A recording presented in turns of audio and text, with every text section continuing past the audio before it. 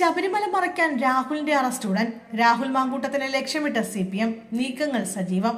ശബരിമല സ്വർണ്ണക്കൊള്ളയിൽ നാണം കെട്ട് നിൽക്കുന്ന CPM പിടിച്ചു നിൽക്കാൻ പുതിയ വഴികൾ തേടുകയാണെന്നാണ് പുറത്തുവരുന്ന റിപ്പോർട്ട്. ക്ഷേമ പെൻഷൻ വർധന അടക്കമുള്ള ജനപ്രിയ പ്രഖ്യാപനങ്ങൾ നടത്തി വോട്ടാക്കാനുള്ള ശ്രമമാണ് CPM നടത്തിയത്. എന്നാൽ പത്മകുമാറിന്റെ അറസ്റ്റോടെ അതെല്ലാം പാളി. കോൺഗ്രസും BJPയും ശബരിമല മുൻനിർത്തി പ്രചരണം നടത്തുന്നു. ക്ഷേമ പദ്ധതികൾ ചർച്ചയാകാതിരിക്കാൻ പ്രത്യേക ശ്രദ്ധയും പുലർത്തുന്നു. ഇതോടെയാണ് മറ്റ് തന്ത്രങ്ങളിലേക്ക് CPM ചുവടുവെക്കുന്നത്. അതുകൊണ്ട് തന്നെ രാഹുൽ മാങ്കൂട്ടത്തിനെതിരായ ലൈംഗിക ആരോപണം CPMന് നല്ലൊരു ആയുധമാണ്. പ്രത്യേകിച്ച് പെൺകുട്ടിയെ അബോർഷന് നിർബന്ധിക്കുന്നതും കൊല്ലുമെന്നുള്ള ഭീഷണിയുമെല്ലാം തന്റേതല്ലെന്ന് രാഹുൽ ഇതുവരെ പറഞ്ഞിട്ടില്ല. അതുകൊണ്ട് തന്നെ ഈ വിഷയത്തിലെ ആരോപണങ്ങൾ എന്തും പുറത്തുവരുന്നത് കോൺഗ്രസിനെ പ്രതിരോധത്തിലാക്കുമെന്ന് ഉറപ്പാണ്. സസ്പെൻഷനിലാണെങ്കിലും പാലക്കാട്ടെ കോൺഗ്രസിന്റെ തദ്ദേശ തെരഞ്ഞെടുപ്പ് പ്രവർത്തനങ്ങളിൽ മാങ്കൂട്ടത്തിൽ സജീവമാണ്. പാർട്ടിയിലേക്ക് ഒരു റീഎൻട്രിയാണ് രാഹുലും ശ്രമിക്കുന്നത്. ഈ സമയത്താണ് വീണ്ടും രാഹുലിന്റെ ചാറ്റുകളും ഓഡിയോയും പുറത്തുവരുന്നത്. ഇതിൽ പെൺകുട്ടിയെ ഗർഭിണിയാകാൻ നിർബന്ധിക്കുന്നതും അതിനുശേഷം അബോർഷന് വേണ്ടി വാശി പിടിക്കുന്നതുമാണുള്ളത്.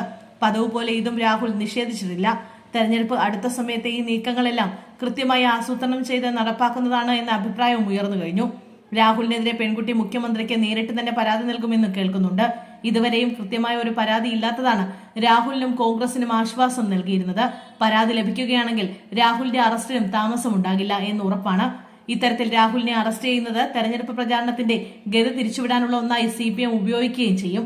അതേസമയം രാഹുൽ മാങ്കൂട്ടത്തിൽ MLAക്കെതിരായ പുതിയ ഓഡിയോ സന്ദേശം പുറത്തു വന്നതിൽ പ്രതികരിച്ച KPCC അധ്യക്ഷൻ സണ്ണി ജോസഫും രംഗത്തെത്തി. രാഹുൽ മാങ്കൂട്ടത്തിലിനെ പാർട്ടിയിൽ നിന്ന് സസ്പെൻഡ് ചെയ്തിട്ടുണ്ടെന്ന് സണ്ണി ജോസഫ് പറഞ്ഞു. വേദികൾ രാഹുലിനെ ഔദ്യോഗികമായി ക്ഷണിച്ചിട്ടില്ലെന്നും അദ്ദേഹം വ്യക്തമാക്കി.